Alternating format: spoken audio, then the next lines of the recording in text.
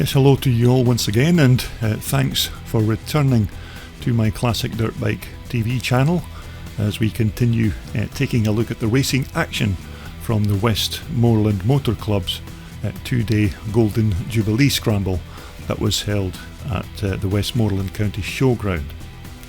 Now, in this final part 6 video, we're going to continue with the remainder of the racing from Sunday's race programme. Now, naturally, I didn't film every single race on the Sunday, but we're going to be able to show you races right up until race 20. So our next race on the line is the Twin Shock over 250s, Heat 3. The riders are just about ready to go. The 5-second board is up. And as they leave the line, looks like quite a good start by number 2. Looks like Bradley O'Leary has just dropped his Michael, and he was getting set up for the whole shot there. But it looks like as they come round to start lap 1, it's number 7-11. I think that's Graham Riley who is your race leader. Number 119 is Jimmy Margetson, also riding a 490 Michael, as the rest of the chasing pack make their way through to begin lap 1. And as you can see, the track at this point on the Sunday afternoon becoming very dry as the dust begins to fly. So as we pick up our race leader on lap 1, it still looks like it's at number 7-11. That's Graham Riley riding what looks like an old 1980 440 Michael, an identical machine to the one I rode myself back in the day. Obviously wasn't as quick as Graham is on his particular bike, but nonetheless quite a good bike to ride. Second place now is still Jimmy Margetson, number 119 there. That's almost certainly a 490 Michael machine. There's certainly never a shortage of old Michaels when it comes to twin shock racing. This has been a blinder of a start by Graham Riley on the 80 400 or 440 Michael. Number 2 just making his way through there. It's Bradley O'Leary. Looks like Bradley's managed to get his bike up and running again. Number 45 there is Joel Hughes, who was out in the CCM races, but now he's riding an old Husqvarna. Number 18 is Jim Colligan from Ochtermuchty in Fife. A lovely Scottish town up there in Fife. But this old 1980 bike of Graham Riley's reminds me of the time when I first bought my 440 Michael and just couldn't wait to get the bike home and start it up. And of course I committed the cardinal sin when starting one of these big two-stroke Michaels up and tried to kick it with my training shoes on, and needless to say the beastie kicked back at me, and I was almost on crutches for about 3 weeks after it. So the lesson was certainly learned by that rookie mistake. As we take a look at our second place rider, number 119, Jimmy Margetson. Jimmy's riding a 490 Michael, or Mako if you pronounce it that way in the USA, but we tend to call them Michaels here in Scotland. But number 45 there again is Joel Hughes on the big 500 Husqvarna this time. Joel, of course, was out in one of the CCM races earlier on and won that race by the proverbial country mile. But it's still number 7-11, Graham Riley, who is the leader of this Twin Shock over 250s Heat 3. But it looks like Jimmy Margetson is closing in ever so slightly on Graham, but this could be a good race to the checkered flag. There's Jimmy Margetson, number 119, just making his way through. Looks like Jimmy's catching Graham on that 400 or 440 Michael, so hopefully we'll get a good scrap before the conclusion of this race. But I do hope you've enjoyed all the bikes and the racing action from this 2-day event here at the Westmoreland County Showground. I think there's been 8 videos in total posted from this event, so I hope you enjoyed all the racing and all the paddock bikes that we showed early on.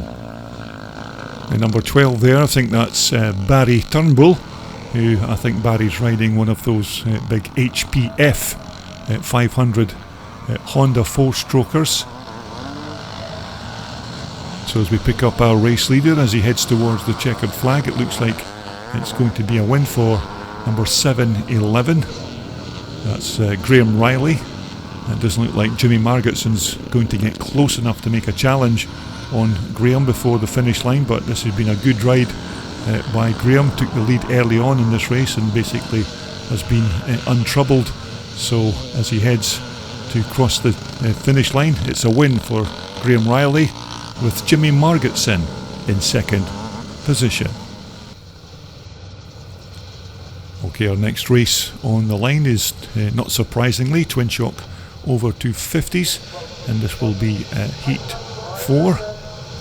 And as the riders leave the line, it looks like Richard Mason who's taken the early lead of this race, number 98. I think Richard's riding one of those hybrid 500 two-stroke Hondas with the conversion. I think it's basically a later Honda bottom end on the engine with the air-cooled barrel on top. Looks like we've got a faller into turn 1, but it looks like he's okay and picked his bike up once again. So as we pick up our race leader, it's still number 98, Richard Mason. And as I mentioned, I'm almost sure that this is one of those Honda 500 conversions where I think it's they use a 1987 water-cooled Honda bottom end and then put the air-cooled barrel on top and then just blank off the water pump part of the engine, and there you have it, a hybrid Honda 500. So it's number 98, Richard Mason, your race leader. Second looks like it's Nigel Sowerby, number 93, and I think that was number 311. I think that's Patrick Idden who was sitting in third position. So there's your race leader just making his way through. Second is indeed Nigel Sowerby. Third is Patrick Idden at number 311, just behind Nigel Sowerby there. And I think that was Craig Holmes just going through there, number 139. So it looks like it's still Richard Mason who appears to have quite a decent lead over second place man. That's Nigel Sowerby. But they're very big, powerful two-stroke machines, these 500 Hondas, and certainly a match for any big open class bike on the track, and they can be very quick machines with the right rider on board. But as you can see, Richard Mason's doing very well. But here's your second place man. It's Nigel Sowerby, number 93 on the Myco, and Patrick Idden, who looks like he's riding a big 500 CR Husqvarna two-stroker. But it looks like Patrick Idden has made that move on Nigel Sowerby for the second place position.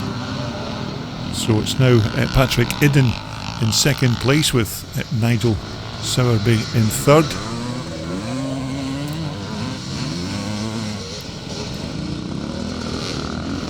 So as the rest of the racing pack make their way through, number 106, I think that's Paul Williamson just making his way through there. And number 431, that's Robert Dobson. Now it looks like Kevin Smith has got mechanical troubles with his 440 Myco. As we pick up our race leader again, number 98, Richard Mason on the 500 Honda. But these are quite a popular conversion now with many of the twin shock riders, whereby they do this conversion to the engine, but of course there's still eligible to race in this class due to the fact that they have drum brakes on the front and rear, an air-cooled motor, and of course those twin shocks at the rear. So there's your race leader, Richard Mason. Now it looks like Mike Tucker's got mechanical troubles with his Myco, which is quite unusual. They're so reliable, these Mycos, as you know. But that's of course another story. But here's your race leader as he heads towards the checkered flag. It's going to be a win for number 98, Richard Mason, on the 500 Honda. This has been a good ride by Richard. Basically took the lead and the whole shot right at the start of this race, so as he crosses the line, it's certainly a win for Richard Mason. Here's your second placed rider. Looks like it's going to be a second place for Nigel Sowerby, and looks like Patrick Idden is going to cross the line in third position. Okay, next up we're going on to the CCM pre-1974s and the CCM pre-1978 class. Now, we had some quite good racing from this class in previous races, so we're hoping for more of the same here as they leave the line, but it's a good start there by number 9, Lewis Bell. Nice gaggle of CCM machines in this class, but as they make their way round, it looks like it's number 56. I think that's Tony Barnes who's made the early running. So it's Tony Barnes, number 56, your race leader. Number 9 is Lewis Bell. I think that's Paul Bethel just making his way through there. So as they begin lap 1, it looks like it's number 56, Tony Barnes, your early race leader. Second is number 9, Lewis Bell. I think it's Paul Bethel who's in third position. It looks like Tony Barrow in fourth, as the rest of the CCMs make their way through to start lap 1. So it's still Tony Barnes in first position. Second, number 9, is Lewis Bell. Lewis is riding that 1974 manufactured CCM. But it looks like a good race developing at the front between Tony Barnes and Lewis Bell. And Tony, of course, part of the famous Barnes CCM racing family. Tony just having a look back there to see where Lewis is, but as I mentioned, this bike of Lewis is not an original CCM from back in the day, but a remanufactured version of one of those bikes, but nonetheless a CCM bike all the same. But this has been a good start here by Tony Barnes as they come towards us with Lewis Bell in second position. And number 55 there, that's Keith Barnes on the Clues Stroker. And Keith's father, Mike Barnes, of course, was a racing CCM legend from back in the day. And Mike Barnes was one of the first ever owners of one of these Clues Stroker machines. But Tony Barnes is absolutely flying on his Alan Clues machine. Now, it was great to see all the CCMs in the paddock during the course of the 2 days, and if you were a fan of these bikes back in the day, then you'll certainly have your eyes popped out by the amount of beautiful CCM bikes that were lined up in the paddock. But as they come towards us, it's still Tony Barnes, your race leader, from number 9, Lewis Bell. And even when you see these CCMs racing in this modern day, it can give you an idea of just how quick these bikes were back in the day when Alan Clues first put them on the racetrack, when you had the likes of Bob Wright and Jimmy Aird and Mike Barnes racing these bikes to great success way back in the 1970s. And again, another very rare CCM bike, that's Tony Barrow, who's riding his late father Norman Barrow's Works CCM. This is a full Works bike from back in the day. But it's still a good scrap at the front at this point between number 56 Tony Barnes and number 9 Lewis Bell. It doesn't look like Lewis has got the speed that Tony has on his particular bike, but nonetheless it's still a lap or so to go before the end of this race, so anything could still happen. But it's Tony Barnes with the advantage over the Scotsman at number 9 Lewis Bell. So as our race leader comes round to cross the finish line to start his last and final lap, it's advantage to Tony Barnes at this point. Now over the course of the weekend, of course, there were some of the old CCM legends milling around in the paddock. Bob Wright and Austin Clues, of course, was there, the son of the late Alan Clues, but unfortunately I was far too busy doing other things to get any pictures or videos of the great legends, but nonetheless it was still a fantastic weekend here at the Westmoreland County Showground. So as our race leader comes round towards the checkered flag with less than half a lap to go, it's still number 56 Tony Barnes, who's almost led this race from the start line. Lewis Bell is still in second position, but it doesn't look like Lewis is going to get close enough to make a challenge before they cross the line, so it looks like it's going to be a win for number 56 Tony Barnes, but nonetheless another good performance by the Scotsman at number 9 Lewis Bell, who is going to finish in second position. Okay, that brings us to the final race that I filmed over the course of the 2 days, and this is a Twin Shock A and B class. Now unfortunately there was another 6 or 7 races after this, but I had other pressing engagements and had to leave early, but this will be the final race of the weekend. So it looks like a good start by Chris Winder once again on that 125 Honda machine. Now Chris, for me, of course, was one of the stars of the weekend. He was absolutely blinding fast on his 250 Honda on the Saturday's race programme, and as you can see, he's off to a flying start once again on his little 125. We're looking at number 51 just making his way through there. I think that's Martin Stokes. Looks like Martin's riding a 125 Yamaha machine. I think Martin's currently in third position, number 427 in the yellow there. That's Lee Holland. I think Lee Holland is in second position at this point. I think that's number 224, just in fourth. I think that's Andrew Hinchcliffe. So there's Lee Holland making his way through. Martin Stokes in third position. Number 224 is Andrew Hinchcliffe. Number 21 is Ian Knight on his YZ 125 Yamaha.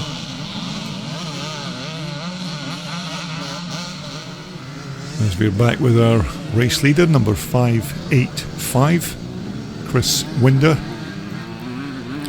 This time, of course, riding his 125 Honda and not his CR250 that he rode in the Saturday's race programme, but certainly a revelation, this young man on this bike, and was extremely quick on the Saturday, and I think he's been much the same here in the Sunday's race programme, riding these little 125 Elsinores. But again, a cracking weekend of racing, and I do hope this event is on the calendar for 2022, because I'd certainly like to make a trip back to this event next year if it takes part. But well done to everybody at the Westmoreland Motor Club for putting on such a fantastic race event. As we look at our race leader, number 285 or 585 on the front, Chris Winder. Number 51 is Martin Stokes. Number 21 again is Ian Knight. Now, if this is the kind of racing and of course the kind of bikes that you like to look at here on YouTube, then I do hope you will consider subscribing to my channel, because we have some fantastic bikes coming up in my channel in the future, and you'll be able to see all those exotic and rare machines from back in the day if you simply subscribe to my channel. But we're looking at our race leader. It's still number 585 Chris Winder. Lee Holland at number 427 on the YZ12 Yamaha 125 Yamaha is in second position as they cross the line. But for me personally, this has been a very busy weekend here at the Golden Jubilee Scramble at the Westmoreland County Showground, with over 40 races covered here on my YouTube channel over the course of the 2 days. As we take a look at number 224 in the red there, that's Andrew Hinchcliffe just going through on his 125 Honda. And once again, as we take a look at number 468, that's Nick Payton on that beautiful sounding and very rare Michael 125 machine with that disc valve induction system.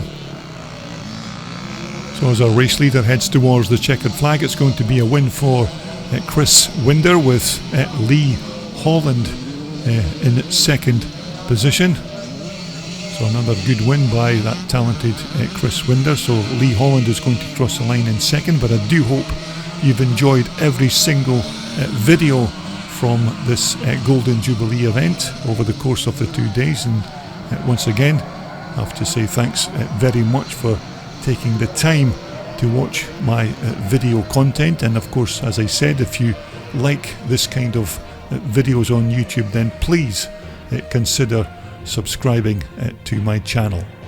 So until we all get back together again, thank you very much for watching Classic Dirt Bike TV.